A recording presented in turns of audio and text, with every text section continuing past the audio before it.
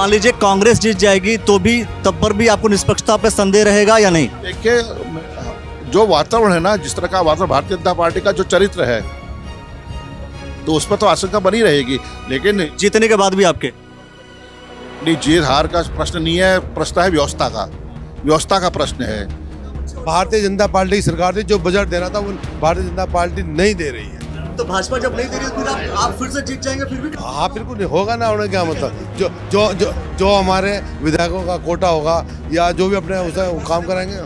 तो राजस्थान, मैं ये कब कह रहा हूँ कि वो हमारे यहाँ किसी के, मैं तो बाह्य लोग कह दिया ना, मैं किसी एक दल के लिए नहीं कह रहा हूँ। राजस्थान से आए वो भी गलत है इसका मतलब? बाह्य लोग, आप मेरी सुनिए, मैंने क्या कहा, बाह्य लोग का मतलब परिभाषा समझाऊं?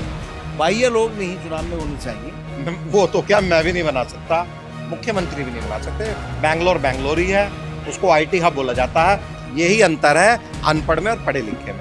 नहीं, भाजपा से डरी है, मशीन से डरी है। नहीं, भाजपा डरी हुई है। भाजपा डरी हुई है और इसलिए गुंडों का सहारा ले रही है, पुलिस प्रशासन का सहारा ले रही है। जनता पर तो उनको विश्वास है ही नहीं। यहाँ हम लोग बद्रीनाथ में भी गए थे, वहाँ भी, और यहाँ जिस तरीके से एक उम्मीदवार विशेष के लोग धन बल से, बाहुबल से और सत्ता को अपना गुलाम बनाकर या प्रशासन को अपना पिट्ठू बनाकर दुरुपयोग कर रहे हैं और जनमत का अपहरण करने की कोशिश कर रहे हैं।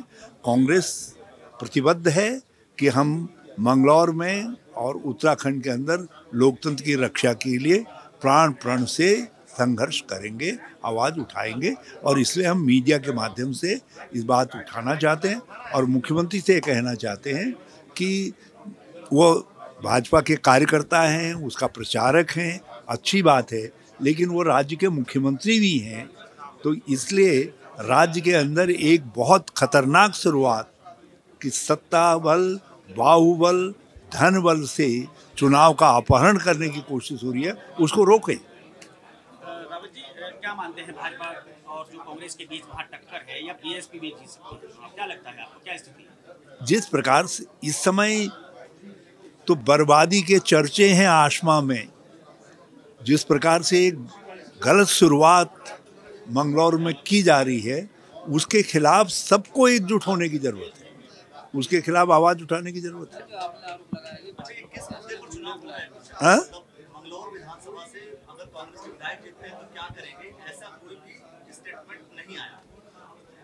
निश्चित, वो एक बहुत अच्छे विधायक पहले रहे हैं और हैं, एक अच्छे राजनीतिक कार्यकर्ता हैं और उनका एजेंडा मंगलौर का विकास, हरिद्वार का विकास और उत्तराखंड का विकास होगा।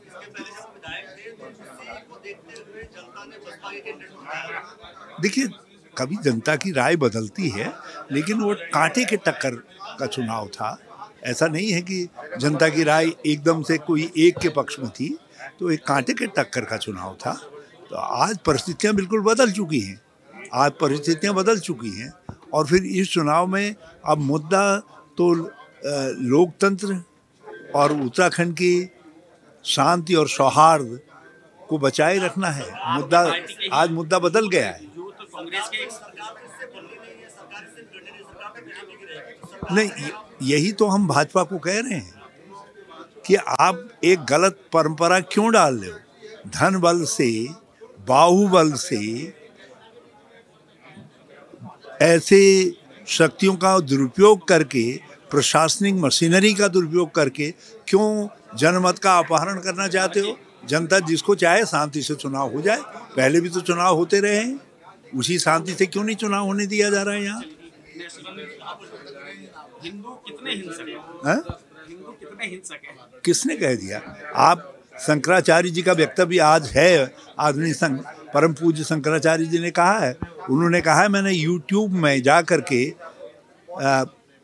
राहुल गांधी जी का पूरा वक्तव्य पढ़ा और उन्होंने तो हिंदुओं की तारीफ की है। उन्होंने कहा हिंदू सहिष्णु होते हैं, उदार होते हैं, और उन्होंने कहा हिंदू हिंसक हो ही नहीं सकते हैं, और उन्होंने भाजपा के लोगों को कहा कि आप हिंसक हो। उनको तो ये आप सहिष्णु हो, हाँ भाजपा वालों को कहा हाँ, तुम आप हिंदू नहीं हो, इसीलिए कहा, हिंसक हो। उन्होंने कहा क्योंकि तुम सहिष्णु नहीं हो, तुम हिंसक हो, इसलिए तुम हिंदू नहीं हो, इसलिए कहा।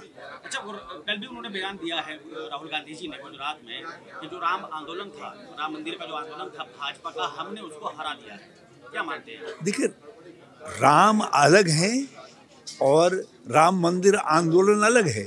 राम मंदिर आंदोलन एक राजनीतिक प्रक्रिया थी जिसमें हजारों लोगों का खून हो गया, मर गए लोग। वो आंदोलन यदि पराजित हुआ है, अयोध्या के लोगों ने पराजित किया है, तो सोच विचार करके किया है। राम अलग हैं, राम का सब आदर करते हैं, राम पूज्य नहीं है, वंदनीय है, लेकिन वो वंदनीय है, मगर राम मंदिर आंदोलन के रथ को कोई अपने घर में पूजा के लिए नहीं रख रहा है, भाजपा ने भी नहीं रखा है। जिस तरह का वातावरण देखने को मिल रहा है, भारतीय जनता पार्टी डरी हुई है, घबराई हुई है। माहौल, वातावरण कांग्रेस के पक्ष में है, इसीलिए वह सरकारी मशीनरी का दुरुपयोग कर रही है।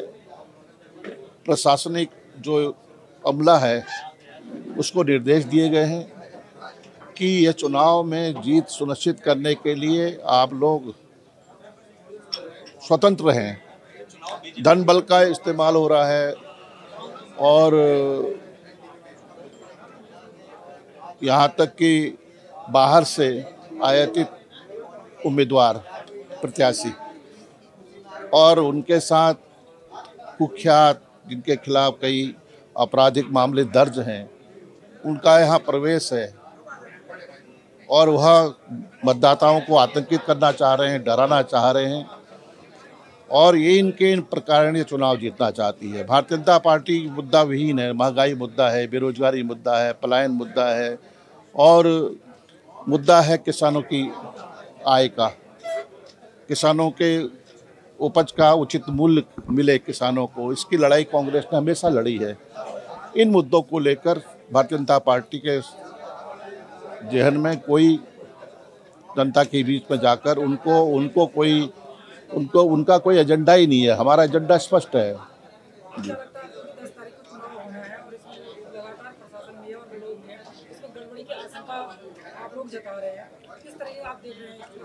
नहीं, मैंने कहा ना कि डरी हुई है भाजपा। नहीं, भाजपा डरी हुई है। देखिए ना, जो वातावरण है, जो माहौल है, कांग्रेस के पक्ष में है, इसीलिए तो वह इस चुनाव को प्रभावित करने के लिए हर साजिश कर रही, हर कोशिश कर रही है और धन बल का इस्तेमाल कर रही है, प्रशासनिक मशीनरी का दुरुपयोग कर रही है।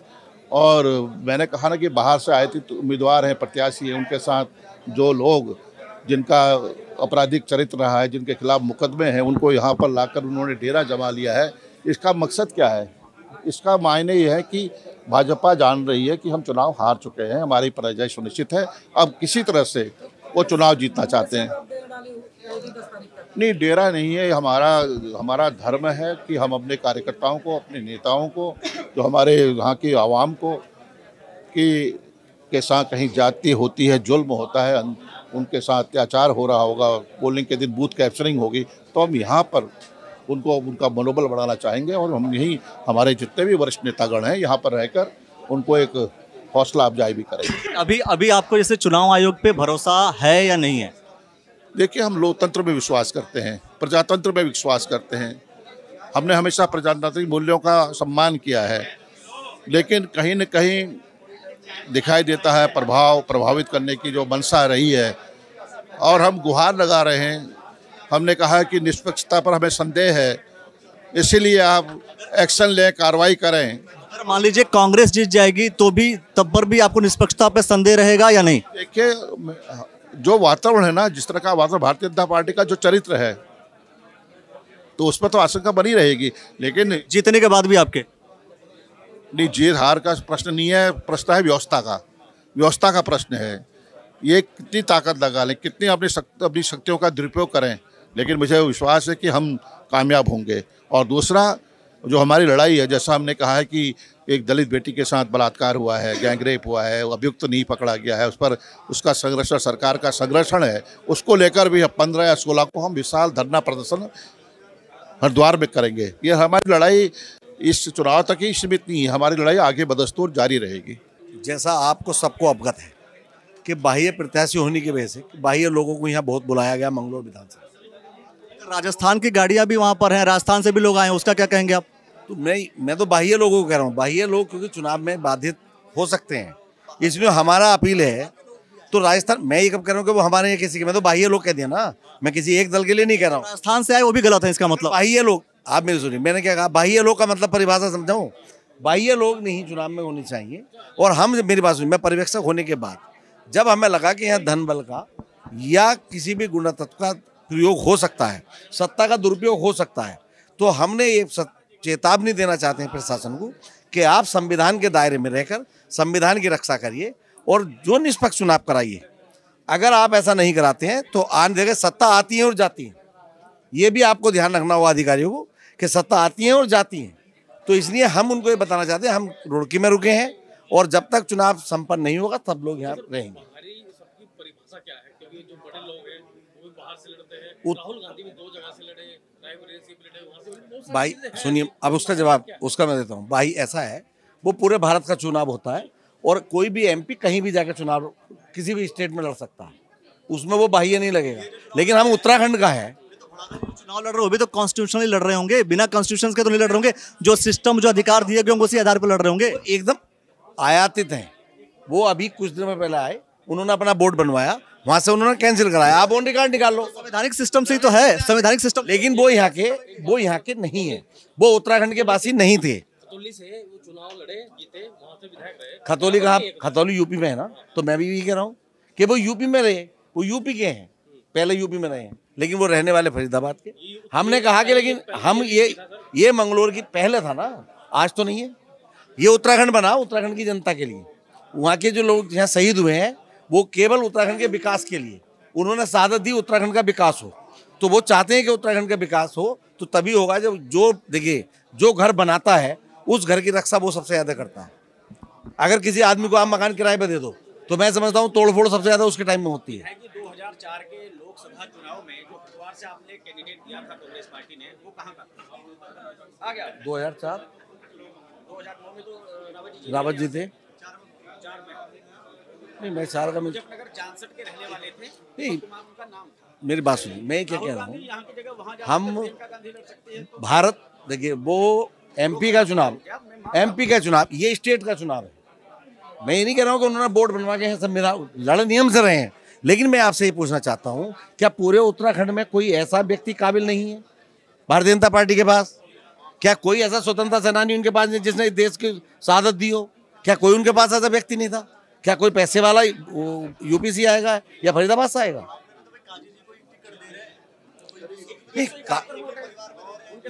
परिवार, देखिए, काजी जी का परिवार,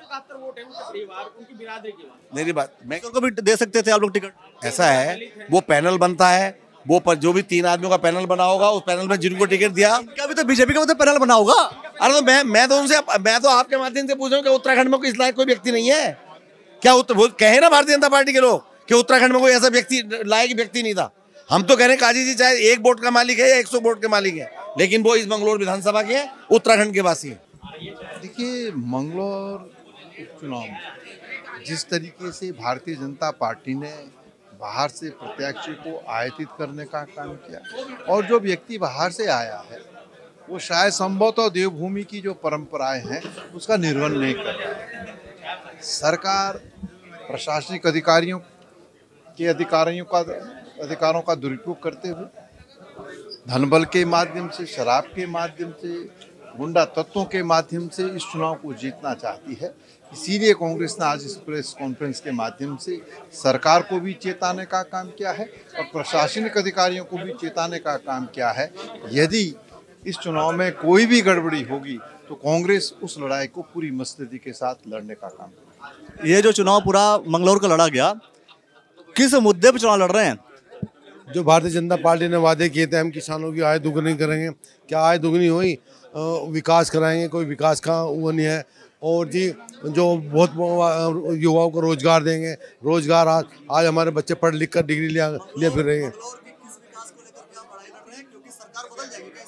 नहीं जो तो मानो एक बात हो, आज 6 महीने चुनाव हो गए, आज 6 महीने पहले जो सरवत करीम जी का इंतकाल हो गया था, उसके बाद बताओ सरकार ने क्या काम कराया वहाँ से। मानो सरकार तो करा दे, नहीं सरकार तो नहीं बदलनी क्या। अगर विपक्ष का हाँ तो मान लो पहले तो रहे ना, जब वो विधायक थे उस क्षेत्र में उन्होंने काम कराया और अब जीतेंगे फिर दोबारा काम कराएंगे। अच्छा 2.5 साल तक काम नहीं हुआ, 2.5 साल बाद काम नहीं वो बिल्कुल काम होगा ना। नहीं उन्होंने भी जो भी उनसे बना वो भी करा, मगर मेरी बात भारतीय जनता पार्टी की सरकार थी, जो बजट देना था वो भारतीय जनता पार्टी नहीं दे रही है। तो भाजपा जब नहीं दे रही फिर आप फिर से जीत जाएंगे फिर भी? हाँ बिल्कुल नहीं होगा ना, उन्हें क्या मतलब जो हमारे विधायकों का कोटा होगा या जो भी अपने उसे काम कराएंगे तो सत्ता को झुकना पड़ता है। कोटा तो उतना ही रहेगा साहब। अरे नहीं ऐसा बहुत कुछ होगा। ऐसा आप है हमारा विधायक जीतेगा तो वहाँ विकास फिर होगा जो पहले होना। हमेशा रिजल्ट ओरिएंटेड होना चाहिए और हमें अपना ना जो पॉइंट होना चाहिए उस पर बात करनी चाहिए। आज जो हमने प्रेस की है वो प्रेस करने का जो हमारा माध्यम था वो आपको जो हमने एड्रेस किया है आपके द्वारा प्रशासन और शासन की, जो डीएम की गरिमा है, डीएम साहब की, जो कप्तान साहब की गरिमा है, एसएसपी की, जो एक मुख्यमंत्री की गरिमा, वो गरिमा बनी रहनी चाहिए। इस चुनाव में हमने 5 विधायकों ने और भी हमारे सीनियर्स लीडर ने चुनाव आयोग से भी मिले, डीएम साहब से भी मिले और कप्तान साहब से भी मिले, और अगर उसके बाद भी वो प्रॉब्लम रिपीट हो रही है दैट मीन्स कहीं ना कहीं प्रॉब्लम है। तो उसी को आज लेके हम यहाँ पे बैठे थे। कौन कह रहा है आपको? नहीं, उनको जिताने की कोशिश की जा रही, परेशानी नहीं होती है। देखिए ये हल्की सी एक अनसिक्योरनेस होती है और वही हमने चेताने का कार्य किया है। इनसिक्योर इन सेंस इनको लेके है कि ये कहीं ना कहीं अपना विश्वास खो रहे हैं। कहीं ना कहीं एक जो चीज होनी चाहिए, नहीं आपने शायद आर्य जी की बात नहीं सुनी। हमने जब भी क्या बोला कि चुनाव जीतने के बाद भी हम सड़कों पे ही हैं, फिर विषय कुछ और है। यार चुनाव आयोग पे देखिए ये एक ऑटोनॉमस बॉडी है। जिस तरह की चीजें हो रही हैं, जिस तरह के भारी तत्व, जिस तरह के डिस्टर्बिंग एलिमेंट्स जिले के अंदर हैं, जिस तरह की टॉक की जा रही है, भारी तत्व जो कि आपके हिस्ट्री शीटर्स हैं या जो भी लोग हैं जिनको इंट्रोड्यूस कराया जा रहा है, जिनको बताया जा रहा है, जो रिपोर्ट्स में आ रहा है वो गलत है। हम उसके खिलाफ हैं। नहीं यार देखिए सुनिए, नहीं देखिए ये संविधान है, लोकतंत्र है, सबको आज़ादी है लड़ने की। ठीक है, वो दुर्भाग्य मंगलौर की जनता का है, मंगलौर के भाजपा के कार्यकर्ता का है कि उनको भारतीय जनता पार्टी को या हमारे सम्मानित मुख्यमंत्री को वो लोग पसंद ना आके कोई बाहर का प्रत्याशी पसंद आ गया और उसको लड़ा दिया। कांग्रेस के पास बाहरी मुद्दा को लेकर के इसके अलावा कोई और मुद्दा है नहीं कि कांग्रेस किस मुद्दे पर चुनाव लड़ रही है? एक मिनट, हमारे पास तो 10 मुद्दे हैं, मैं भी गिनवा रहा हूँ। किस मुद्दे पर चुनाव लड़ रहे हैं? मेरी बात सुनिए, पहले ये बताओ ना बीजेपी पे क्या मुद्दा है? अभी तक जितनी भी आपने कवर, या तो मुझे बोलने दो या आप बोल लो। अगर आप 10 सवाल करेंगे और मैं एक जवाब नहीं दूंगा तो उसमें भी मजा नहीं आएगा आपको। सारे जवाब दो ना। भारतीय जनता पार्टी की आप कितनी रैली अटेंड की हैं बताइए? कोई शिक्षा पे बात हुई, कोई रोजगार पे बात हुई, कोई ये जो प्राइवेट माइनिंग हो रही है उस पर बात हुई है, मंगलौर के फ्लाईओवर को लेके बात हुई है, मंगलौर में जो रश रहता है उसको लेके बात हुई है, जो क्या बना देंगे? मैं लिख के दे रहा हूँ, वो तो क्या मैं भी नहीं बना सकता, मुख्यमंत्री भी नहीं बना सकते। बैंगलोर ही है, उसको आईटी हब बोला जाता है। यही अंतर है अनपढ़ में और पढ़े लिखे में, कि वो बात करनी नहीं चाहिए जो नहीं हो सकती है। अरे वो आईटी सेक्टर है यार, वो पूरे देश का हब है। वहाँ से बच्चे हमारे बाहर विदेशों में जाते हैं। टीसीएस, टेक महिंद्रा, इन्फोसिस, सैपलैब, विप्रो, वो हब है। अब वो मोहल्ले से बैंगलोर नहीं बनेगा, है ना? वैसे तो वो बेंगलुरु हो गया है। वहाँ पे हमारे जितने भी हमारे देश का जो फ्यूचर है वो वहाँ जाके जॉब करता है और वहाँ से बाहर जाता है। हनीवेल जैसी कंपनियाँ वहाँ हैं। तो ये अंतर है पढ़े लिखे में अनपढ़ में। ये चीज़ें बेवजह की वो बोल रहे हैं। देखिए बात क्या है, आपने मेरे से पूछा कांग्रेस किस बात पे लड़ी है। यार हम किस चीज़ पे नहीं बोल रहे बताइए? हम शिक्षा पे हमेशा बात करते हैं, हम रोजगार पे बात करते हैं। विधानसभा की किस बेहतरी के लिए आप चुनाव लड़ रहे हैं? मैंने बताया कई बार, अभी तो आपको बता रहा हूँ। फ्लाईओवर का नाम लिया, मेरी बात सुनिए। जो 2.25 साल में जो चीज़ें ऑलरेडी विधायक रह चुके हैं, जी विधानसभा की, हाँ और उन्हीं के परिवार के लोग रह चुके यार देखिए सुनिए, विकास की कोई डेफिनेशन है क्या? विकास की कोई परिभाषा है, कोई लिमिट है? आज 2.25 साल तो मुझे भी हो गए हैं। अब जो रोड मैंने बनाया क्या वो 4 साल में 5 साल में क्या टूटेगा नहीं? क्या आज मंगलोर को फ्लाईओवर की जरूरत नहीं है? क्या जब हम दिल्ली जाते हैं या वीआईपी मोमेंट होता है, क्या वहाँ पे आम जस मानव जो जितने लोग होते हैं, क्या उनको प्रॉब्लम नहीं सफ़र करनी पड़ती? क्या आज वहाँ पे जब इतना बड़ा प्रोजेक्ट आया है और 3-3 जगह टोल दे रहे हैं, तो क्या एक फ्लाईओवर नहीं बन सकता था? ऐसी अनेक प्रकार की समस्याएं हैं। होता है तो ज्यादा फायदा होता है विधानसभा के लिए कि विपक्ष का विधायक होता है? यार ये सवाल आप कई लोगों से पूछ चुके हो, ये बेवजह की बात है। सुनिए, मेरी विधानसभा में 2 बार से सुनो सर, प्रत्याशी बोल रहे हैं, अच्छी बात है, पढ़ा लिखा प्रत्याशी है, उनके आईक्यू लेवल में मेरे आईक्यू लेवल में अंतर है, पर आपके सवाल का जवाब मेरे पास है। मेरी विधानसभा ज्वालापुर विधानसभा है, पिछली दोनों बार से भाजपा के विधायक थे, इतना कार्य वो 10 साल में नहीं कर पाए जितने बोर्ड मैंने 2.25 साल में लगवा दिए। अब अगर ये मैं सरकार पे आरोप लगा, सर ये गलत इस है। तरीके से आप काजी जी के ऊपर ही कॉम्पिटेंसी पे आरोप मैं कोई आरोप नहीं आप लगा बता रहे हैं कि इनकॉम्पिटेंट है वो। आप चुनाव क्या बीजेपी आप क्या भारतीय जनता पार्टी के साथ है क्या? मैं सवाल कर रहा हूँ ना आपसे। यार सवाल काजी जी ने क्या कहा अब वो मैंने सुना नहीं। अब उस बात का मैं अभी यहाँ क्या रिएक्शन दे सकता हूँ? अभी तो ये कह सकते हैं, हमारा हाथ जोड़ के आपसे निवेदन है, जिस विषय पे आज ये प्रयास हुई है उसको आप शासन प्रशासन को बताने का, चेताने का कार्य कीजिए, जो कि आप 4th पिलर ऑफ डेमोक्रेसी आपको कहा जाता है, वो प्रूफ कर दीजिए। धन्यवाद। देखिए, युवा कांग्रेस के साथ है। भाजपा सरकार में नौकरियों की बुरी हालत है, महंगाई बढ़ती जा रही है, बेरोजगारी बढ़ती जा रही है, और हमारा मंगलौर चुनाव बहुत ही मजबूत है। इस टाइम भाजपा डरी हुई है, वो डूबने की कगार पे है, और डूबता है हुआ व्यक्ति ही हाथ पैर मारता है।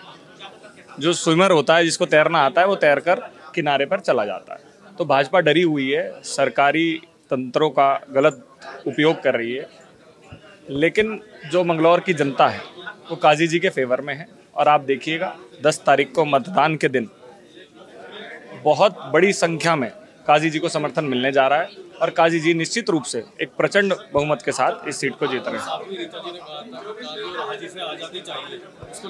देखिए, हमारा देश आज़ाद हो चुका है, और उस आज़ादी में कांग्रेस का बहुत बड़ा योगदान है, ये मुझे दोहराने की आवश्यकता नहीं है।